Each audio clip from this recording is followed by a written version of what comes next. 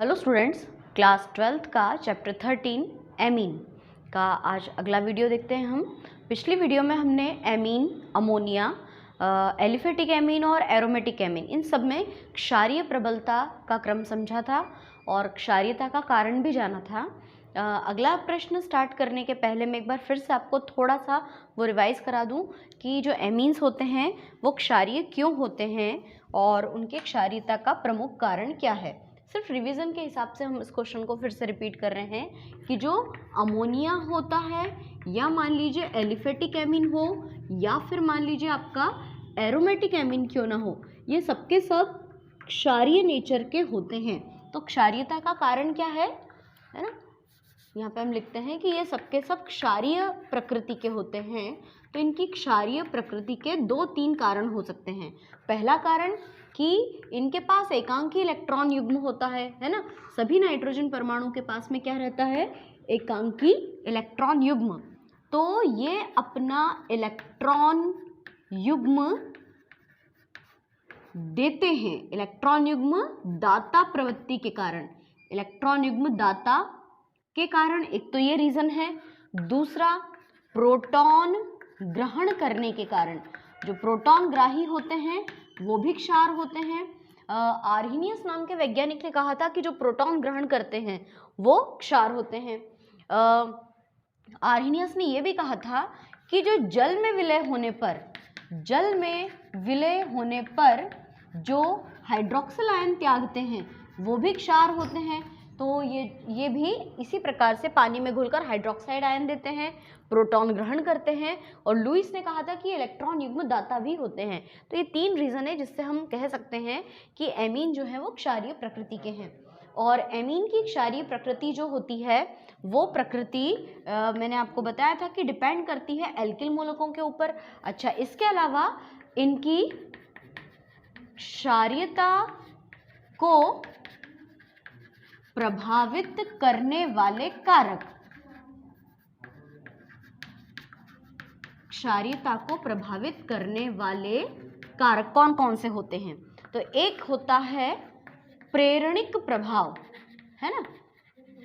प्रेरणिक प्रभाव मतलब कि धनात्मक प्रेरणिक प्रभाव, इसके बारे में भी हमने बात की कि जितने ज़्यादा एल्किल मूलक होते हैं जैसे मैथिल, एथिल, अगर ये एथिल मैथिल मूलक होते हैं तो वो प्लस आई प्रभाव दर्शाते हैं, मतलब वो इलेक्ट्रॉन डोनेट करते हैं, इलेक्ट्रॉन दाता की तरह बिहेव करते हैं। और प्रेरणिक प्रभाव हमेशा कब यूज़ करते हैं अपन, गैसीय प्रावस्था में प्रेरणिक प्रभाव को मतलब गैसीय अवस्था में प्रेरणिक प्रभाव सबसे ज़्यादा इफेक्ट डालता है। इसलिए जो तृतीयक एमीन होते हैं उसमें 3 एल्किल मूलक होते हैं और तीनों मिलकर प्रेरणिक प्रभाव दर्शाते हैं, जिससे कि नाइट्रोजन पर इलेक्ट्रॉन घनत्व बढ़ता है। और नाइट्रोजन पर जब इलेक्ट्रॉन घनत्व बढ़ता है तो इसकी प्रोटॉन ग्रहण क्षमता बढ़ जाती है। तो तृतीयक एमीन सबसे ज़्यादा क्षारीय होते हैं। द्वितीयक एमीन की बारी आती है सेकंड नंबर पे, क्योंकि उसमें सिर्फ 2 ही एल्किल मूलक होते हैं, जबकि प्राथमिक एमीन में 1 ही एल्किल मूलक होता है, इसलिए वो कम क्षारीय होता है। और अमोनिया के पास तो कोई भी एल्किल मूलक नहीं होता है जो उसको इलेक्ट्रॉन डोनेट कर सके, इसलिए उसकी क्षारीयता जो होती है इन सब में सबसे कम होती है। परंतु ये बात कर रहे हैं हम लोग गैसीय अवस्था में, तृतीयक एमीन, द्वितीयक एमीन और प्राथमिक एमीन, ठीक है। परंतु जब हम जलीय अवस्था की बात करते हैं तो दूसरा प्रभाव होता है विलायक योजन प्रभाव। एक तो विलायक योजन प्रभाव मतलब पानी में घुलने पर ये क्या करते हैं, जल में घुलने पर एक तो ये हाइड्रोजन बंध बनाते हैं जल के साथ में, और जल के साथ हाइड्रोजन बंध बनाने के साथ साथ एक और प्रभाव आता है जिसका नाम है स्टीयरिक प्रभाव या त्रिविम बाधा प्रभाव।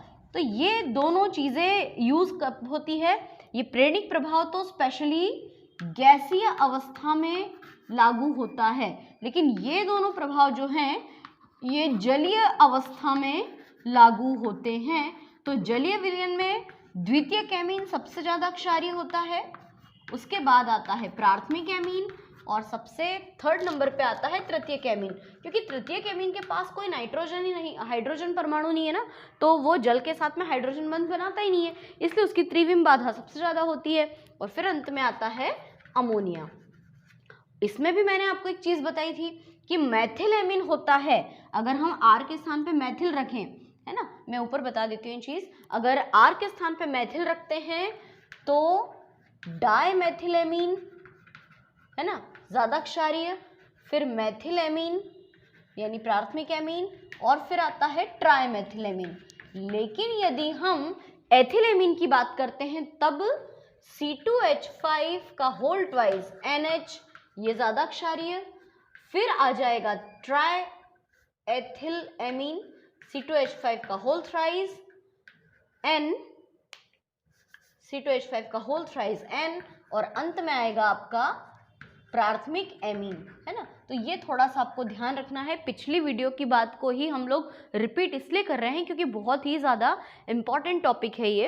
अच्छा, अगर मान लो कि सिर्फ ऐसा प्रश्न आ जाए कि एमीन की क्षारीयता को समझाइए, तो हमको ये सारी बातें बतानी है कि एमीन क्यों क्षारीय नेचर के होते हैं, क्योंकि वो इलेक्ट्रॉन युग्मदाता प्रवृत्ति के होते हैं, वो प्रोटॉन ग्राही भी होते हैं, और वो जल से क्रिया करके क्या करते हैं, है ना, हमने ये पढ़ा हुआ है। जैसे प्राथमिक एमीन है तो ये पानी से क्रिया करके प्रोटॉन ग्रहण कर लेता है ना, और जल से क्रिया करके जब ये प्रोटॉन ग्रहण करता है तो ये आयन धनायन में बदल जाता है, और बदले में जल में घुलकर ये हाइड्रोक्सिल आयन भी तो त्यागता है।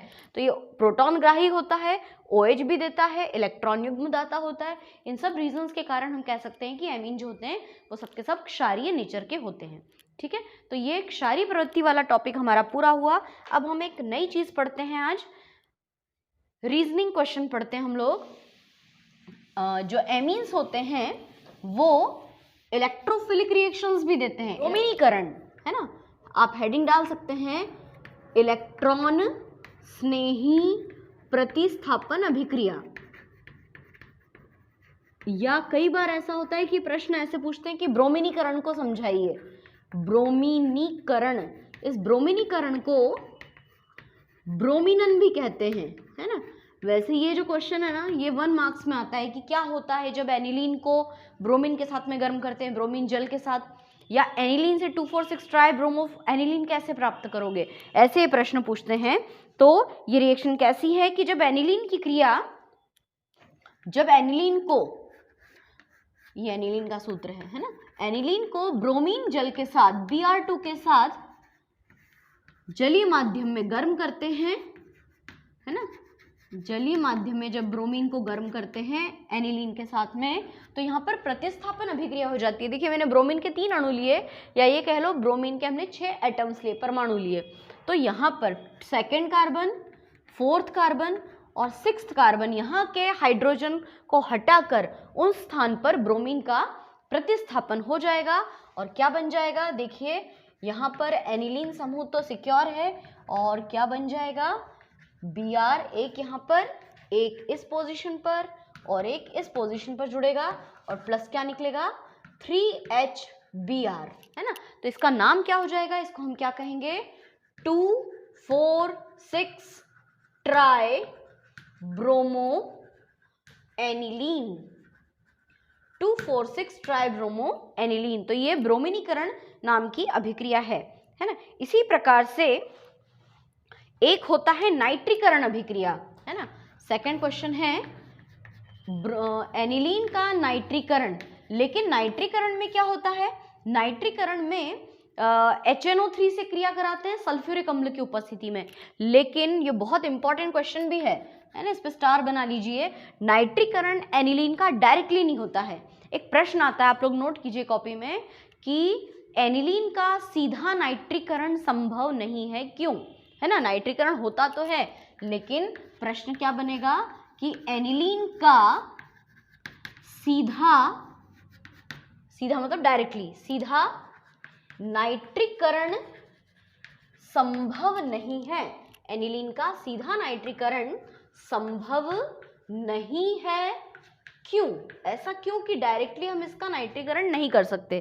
देखो होना क्या चाहिए, देखना समझना ध्यान से, कि ये एनिलीन है ना, इस एनिलीन की क्रिया करा दे यदि हम HNO3 से, नाइट्रिक अम्ल में नाइट्रीकरण में नाइट्रिक अम्ल से क्रिया कराते हैं, और सांद्र सल्फ्यूरिक अम्ल की प्रेजेंस होती है ना, H2SO4 उपस्थित होता है, तो HNO3 को हम ऐसे भी लिख सकते हैं HONO2।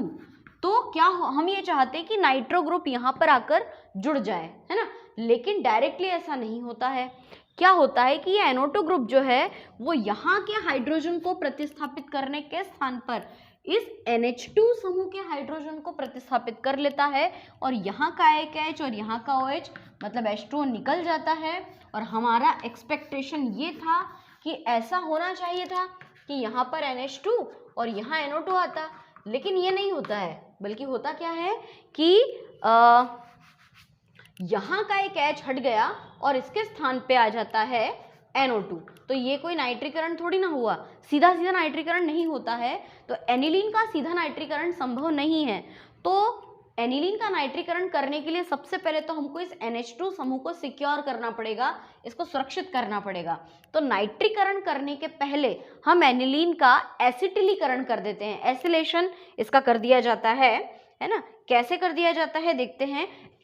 NH2 समूह को सुरक्षित रखने के लिए आप इसका आंसर कैसे लिखोगे कि एनिलीन का सीधा नाइट्रीकरण संभव नहीं है, क्योंकि एनिलीन का जब हम सीधा नाइट्रीकरण करते हैं तो एनिलीन के सिंगल बॉन्ड NH2 समूह के हाइड्रोजन परमाणु के स्थान पर NO2 समूह का प्रतिस्थापन हो जाता है।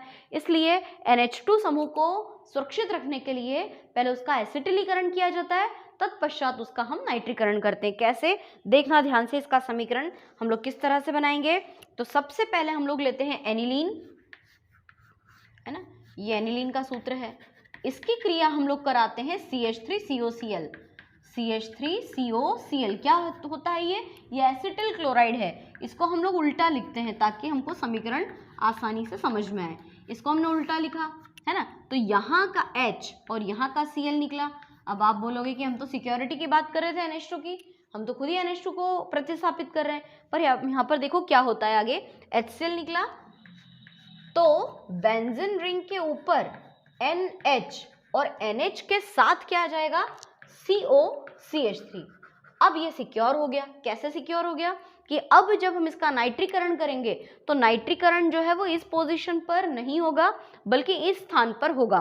तो ये आपका एक माध्यमिक यौगिक बन गया, है ना। अब हम इसका नाइट्रीकरण कराते हैं। तो इसका जब नाइट्रीकरण कराएंगे, इसको अपन एक बार और उतार लेते हैं। यहाँ पर मान लीजिए कि इसके दो अणु हैं हमारे पास में, NHCOCH3, एसिटिनेलॉइड बोलते हैं इसको हम।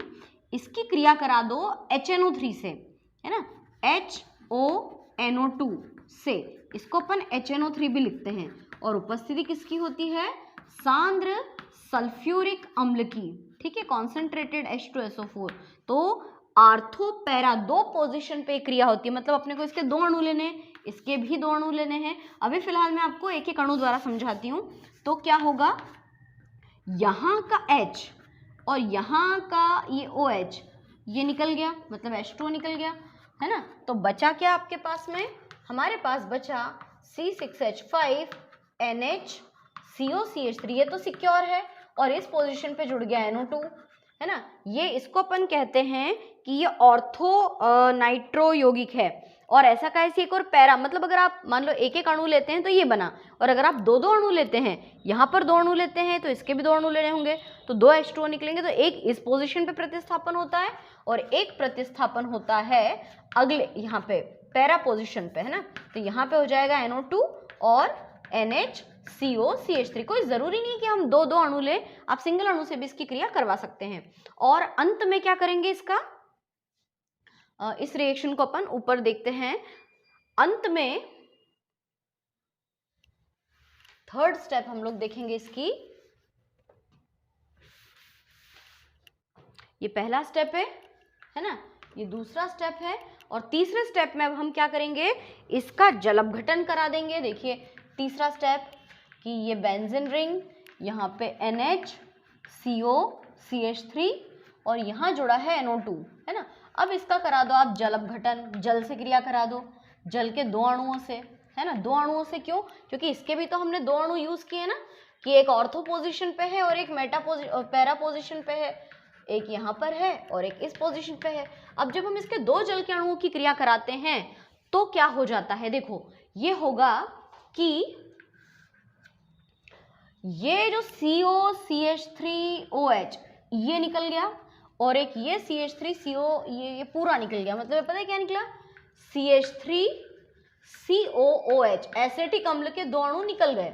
अब जब एसिटिक अम्ल के 2 अणु निकल गए तो ये वाला जो हाइड्रोजन है ये पहुंच जाएगा इस हाइड्रोजन के पास, ये हाइड्रोजन इसके पास पहुंच जाएगा, और जो आपका एनिलीन जो था, जो बेचारा असुरक्षित था, NH था ना यहाँ पे, अभी NH2 हो गया, और यहाँ देखो नाइट्रो ग्रुप आ गया, है ना। ऑर्थो, इसको कहेंगे हम, इस पोजीशन को कहेंगे ortho nitro aniline, ortho nitro aniline, और एक दूसरा बनेगा आपका पैरा नाइट्रो एनिलीन, यहाँ पे NO2 समूह और यहाँ पर NH2 समूह, ठीक है। एक ऑर्थो नाइट्रो एनिलीन, एक पैरा नाइट्रो एनिलीन। तो ये 3 स्टेप में आपको रिएक्शन कंप्लीट करना है। मैं आपको ये समीकरण एक बार, प्रश्न है कि एनिलीन का सीधा नाइट्रीकरण संभव क्यों नहीं है। तो एनिलीन का सीधा नाइट्रीकरण इसलिए संभव नहीं है कि यदि हम एनिलीन का डायरेक्टली नाइट्रीकरण कराते हैं तो एनिलीन के सिंगल बॉन्ड NH2 समूह के हाइड्रोजन परमाणु के स्थान पे NO2 समूह का प्रतिस्थापन हो जाता है, जो कि प्रॉपर नाइट्रीकरण का तरीका नहीं है। इसलिए एनिलीन का नाइट्रीकरण करने से पहले सिंगल बॉन्ड NH2 समूह यानी एमीन समूह को सुरक्षित रखने के लिए नाइट्रीकरण के पहले उसका एसिटिलीकरण किया जाता है ना। तो कैसे हमको समीकरण लिखना है, एक बार फिर से हम लोग समझ रहे हैं कि सबसे पहले तो हमको क्या लिखना है, एनिलीन, है ना, ये एनिलीन है, इसकी क्रिया करा देते हैं अपन CH3COCl से, जिसको हम ऐसा लिखते हैं ClClCOCH3। तो ये HCl निकल जाएगा, है ना, क्या निकल गया ये HCl। तो बचा क्या आपके पास में, हमारे पास बचा बेंजीन रिंग, और इस बेंजीन रिंग के ऊपर क्या आ जाएगा, यहाँ पे आ जाएगा NHCOCH3, ठीक है। अब इसकी क्रिया कराते हैं हम नाइट्रिक अम्ल से, अब इसका कराते हैं हम नाइट्रीकरण।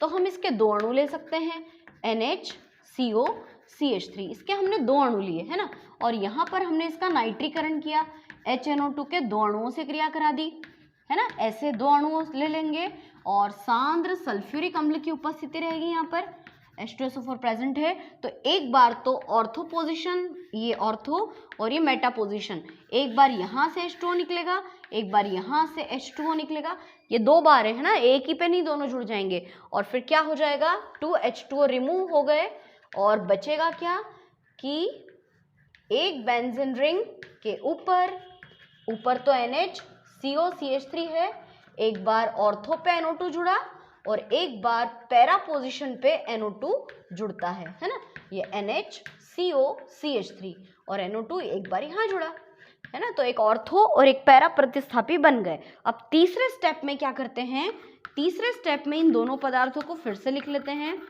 NHCOCH3, यहाँ NO2, और एक बार और लेते हैं, वैसे डायरेक्टली हम 2 लगा के भी लिख सकते हैं, लेकिन चूंकि पोजीशन अलग अलग है इसलिए हमको इनको 2 अलग अलग बार लिखना पड़ेगा।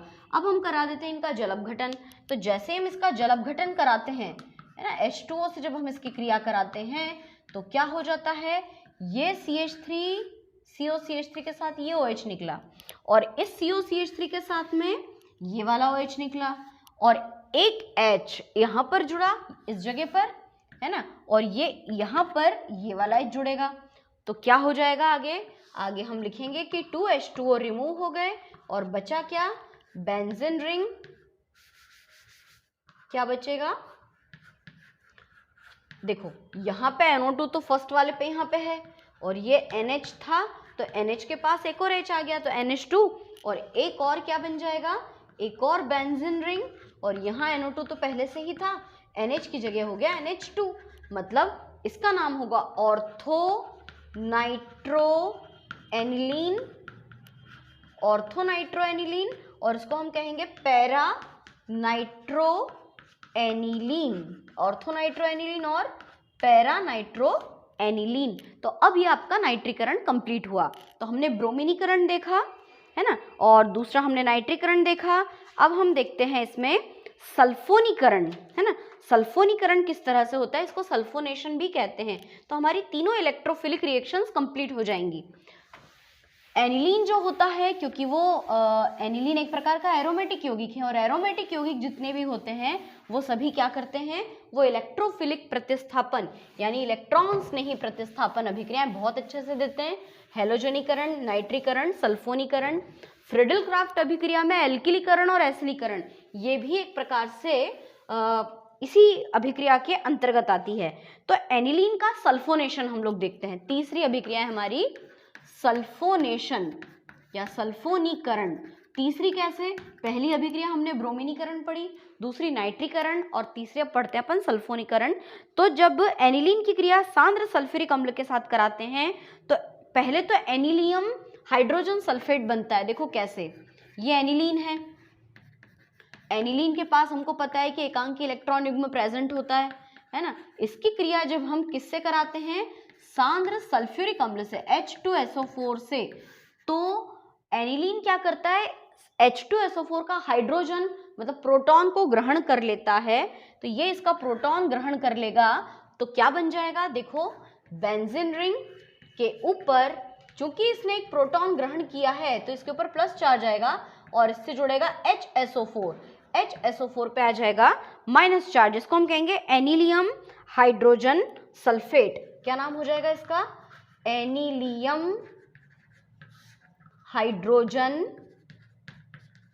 सल्फेट, है ना। एनिलियम हाइड्रोजन सल्फेट नाम का ये लवण बन जाएगा और जब इसको गर्म करेंगे, है ना, जो सल्फ्यूरिक अम्ल के साथ में गर्म करने पर पैरा एमिनो बेंजीन सल्फोनिक अम्ल देता है। इसको अपन और अधिक गर्म करते हैं H2SO4 के साथ में। इसको कितने टेम्परेचर पे गर्म करते हैं, 453 केल्विन ताप या उससे भी ज़्यादा ताप, 473 केल्विन ताप तक जब इसको हम गर्म करते हैं तो सल्फोनिक अम्ल बन जाता है। देखो कैसे बनेगा, यहीं पर थोड़ा सा परिवर्तन होगा, है ना। यहाँ पर एक प्रकार से पुनर्विन्यास अभिक्रिया होती है। पुनर्विन्यास अभिक्रिया कैसे होती है देखना, पहले मैं लिख दूं फिर आपको समझाती हूँ। यहाँ NH2 और इस पोजीशन पे आ जाएगा SO3H। ये कैसे हुआ, बहुत इजी है। आप इसका H इसको वापस दे दो तो ये क्या हो जाएगा H2SO4 और H2SO4 में से समझना है ना कैसे हुआ ये यहाँ से यहाँ तक आपको थोड़ा सा कंफ्यूजन हो रहा होगा लेकिन मैं समझाती हूँ कैसे हुआ इसमें कि ये जो एनिलियम हाइड्रोजन सल्फेट था ना NH3 और उसके साथ में क्या था H और SO4, इस पे माइनस चार्ज इस पे प्लस चार्ज और यहाँ का H इन्होंने शो किया। अब क्या हुआ, इसने इसको इसका प्रोटॉन वापस दे दिया, वापस प्रोटॉन दे दिया तो क्या होगा भाई, प्रोटॉन वापस कर दिया तो यहाँ तो हो जाएगा फिर से NH2 और यहाँ का H हमने अलग से शो किया हुआ है और जब इसने इसका प्रोटॉन दे दिया तो ये बन गया आपका सल्फ्यूरिक अम्ल। अब जब सल्फ्यूरिक अम्ल इस H पोजीशन पे क्रिया करेगा तो सल्फ्यूरिक एसिड को हम ऐसे भी लिख सकते हैं OH और SO3H, है ना। तो ये H2O निकल गया, है ना, 453 से 473 केल्विन ताप पर और ये बन जाएगा आपका, ऊपर तो NH2 है ही और यहाँ बन जाएगा SO3H। इसको हम कहते हैं एनिलीन सल्फोनिक अम्ल, एनिलीन सल्फोनिक अम्ल, जो थोड़ी देर के बाद में ज्विटर आयन में बदल जाता है। ज्विटर आयन का मतलब क्या होता है, जिसमें धन आयन ऋण आयन दोनों पाए जाते हैं, है ना। देखो एक और स्टेप इसमें है, थोड़ी देर बाद क्या हो जाएगा कि ये H ऊपर चला जाएगा, ये H ऊपर, तो यहाँ पे फिर से हो जाएगा NH3 पे प्लस चार्ज और नीचे SO3 पे माइनस चार्ज। इसको हम नाम देते हैं ज्विटर आयन। ज्विटर आयन मतलब कि जिसमें धन आयन ऋण आयन दोनों एक साथ उपस्थित होते हैं। तो आज हमने क्या पढ़ा, एनिलीन में इलेक्ट्रोफिलिक प्रतिस्थापन अभिक्रियाएं या इलेक्ट्रॉन्स नहीं प्रतिस्थापन अभिक्रिया, जिनमें ब्रोमीनीकरण, नाइट्रीकरण और सल्फोनीकरण प्रमुखता से हमने पढ़ा। और ज़्यादा इंपॉर्टेंट कौन है, ब्रोमीनीकरण की अभिक्रिया, और एनिलीन का सीधा नाइट्रीकरण संभव नहीं है, ये क्वेश्चन ज़्यादा इंपॉर्टेंट है। साथ में हमने एनिलीन के एनिलीन नहीं एमीन जितने भी हैं, प्राथमिक द्वितीयक तृतीयक, अमोनिया और एरोमेटिक एमीन की क्षारीयता का रीज़न फिर से रिवाइज किया। तो आज का वीडियो ध्यान से देखना, अगले वीडियो में हम कोशिश करेंगे कि हमारा चैप्टर पूरा कंप्लीट हो जाए।